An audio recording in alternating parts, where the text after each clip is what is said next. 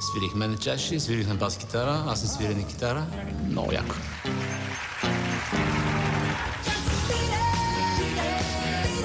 Когато видях, че ще има бойно изкуство, мина време, в което да се реша да изляза, защото не мога да бъда толкова самонадеян, че мога да постигна нещо за няколко дни. Какво ще излезе, не ме интересува. Аз искам да се докосна до тези хора.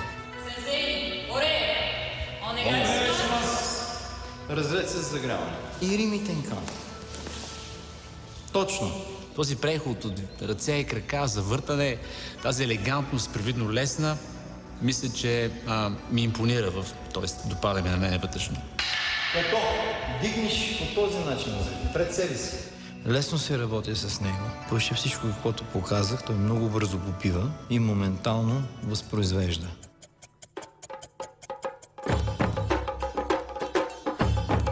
Смело напред.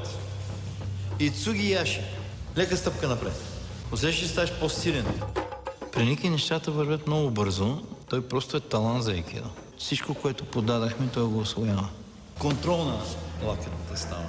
Хваща тук. Движенията, които на мене ми се причиняват, все още ме стягат и аз не знам на къде да се завъртя. Когато се отпусна, ще усетя болката. Болката е най-добрият пътеводител. Всичко ще си дойде на място. Обръщаш ръката обратно и с онзи крак стъпи напред към мен. И сега нави пръсти към мен. Това сериозно ли ти причини болка, лек? Не, на тебе не ти ли причини? Аз не можа да разбера какво направи с тебе. Тръгваме, пръсти в пръсти. Свиваш краката. Ето това направи. Чу. Иван Ронин Звездев, ти си човек. Ти си. Макар и с усмивка на лице, доста заканително прозвуча това. Да видим как се подготви Иван Ронин Звездев. Видео.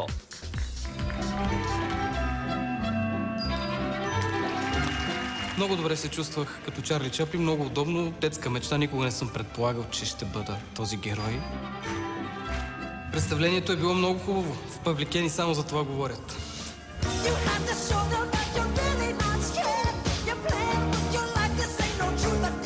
Реагирах с гняв, когато ме посочиха за това бойно изкуство да бъда аз. Не ще да се търкалям пред всички. И то трезвен. Завъртаме и стегнем лях назад. Изтегли левия. Не пристъпвай. Вижда се, че всичко за него е изключително много. И наистина, ако успеем да усвоим нещо от техниките, би било голямо постижение за този кратък срок. Най-елементарната атака е... Няма спокойно. Спокойно. Натисни хубаво в тази посока. Кой да натисна? Стъпи с кръка. Най-трудно ми е да запомня 100 правила за едно движение. Ръката на 90 градуса, крака на 50, палеца не го пипа, показалеца обратно. Много е трудно. Ай! Така. Така ли? Не, първо тази. Тази е тук. С кръка трябва да стъпиш. Изпъни, не сгъвай лаки. Още. Точно, добре.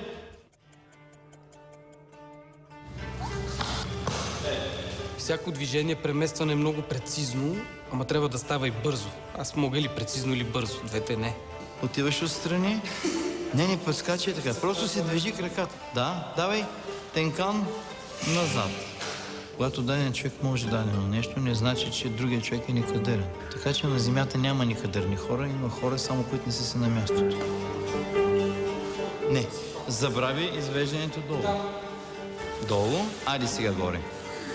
Чакай, ще паднеш. Давай, още. Не знам, за да бъда по-достоверен. Ти го ретни убедително, той сам ще си издаде звук. Ако бях самурай, със сигурност щях вече да съм без глава, може и без две. Да, ще хвърчат глави и тела. Страшен екшен ни очаква. Да го видим. Дами и господа, аплодисменти за Иван Звездев и Ники Георгиев.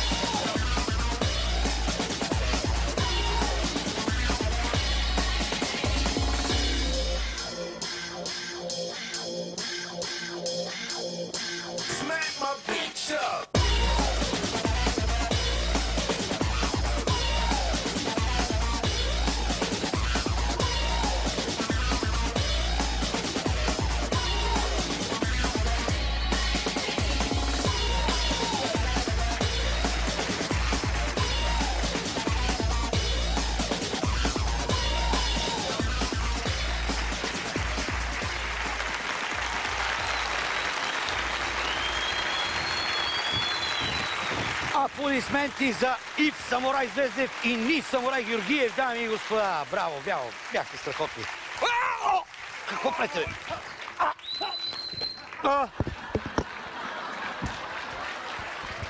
Сенсей Михайлов, заповядайте. Нямаме време. Как се справихме? За краткото време, което момчетата работиха, се научиха така да изнасят трупове. Виждате колко много елементи усвоиха и колко много дадаха от себе си. Те са коренно променени от това, което бяха в самото начало. Особено еволюцията на Иван беше много голяма. Ники до виртуозност усвои спиралите в айкидо. Просто наистина ги прави професионално, така че и двамата постигнаха много. Това, което лично аз искам да им благодаря, че те запазиха духът на айкидо по времето на нашето обучение. Нямаше никаква нотка на конкуренция между двамата. Изключителен дух на приятелство. И искам да си спомнят, че шоуто ще свърши, но живота ще продължи. Бъдете приятели и ви желая добра светлина. Уважаемо жури, нямаме време. Коментари и оценка. Киро каза коментари и оценка. Ами, Ники беше много по-изразителен, някакси много може би ръста му помагаше, много по-точен в движенията си и красиво ги изпълняваше. Но Иван Звездев беше по-акробатичен в айкидото. Не знам дали акробатиката и акробатичността намира приложение в айкидото, но там видях повече хватки, повече дейност. Ники Иван ми е слабост, бе. Крайно време беше. Кажи си го. Точката е за Иван.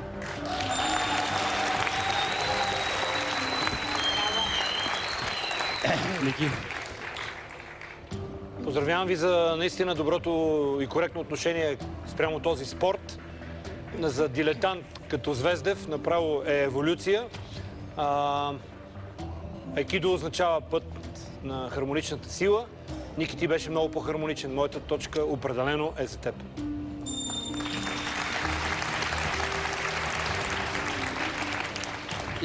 След чудесните думи на сенсей Михайлов, аз нямам много повече какво да добавя. При Иван беше наистина като хроника на една предизвестена смърт. Но въпреки това, обичам твоето чувство за хумор. Въпреки това се справи чудесно. Ники, това е твоето. Няколко пъти съм споменала това в шоуто. Беше много автентичен, ти беше част от екипа на сенсея. Почти нямаше никаква разлика. Мисля, че това е нещо, което теб те кара да се чувстваш много центриран и много истински. Даже мисля, че трябва да продължаваш да се занимаваш с това. Моята точка е за теб.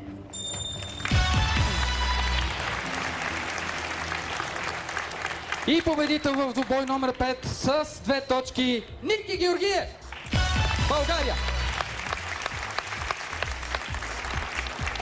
Ей! Един водещ не мога да убиете. Застанете на местата си.